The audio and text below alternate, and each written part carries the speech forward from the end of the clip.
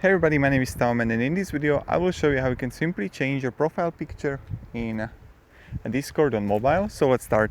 The first thing you want to do is just be in Discord on mobile, then just go right click on your profile in the down corner, and now we're gonna see like user settings here. So you want to click my account and now edit account, and just like click here. Don't click edit account, yes, allow, and just go to photos.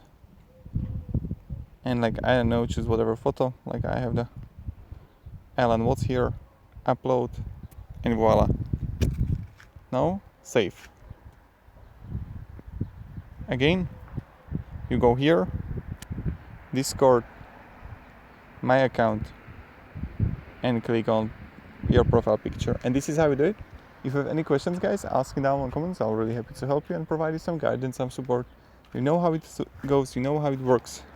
Thank you everybody, and goodbye.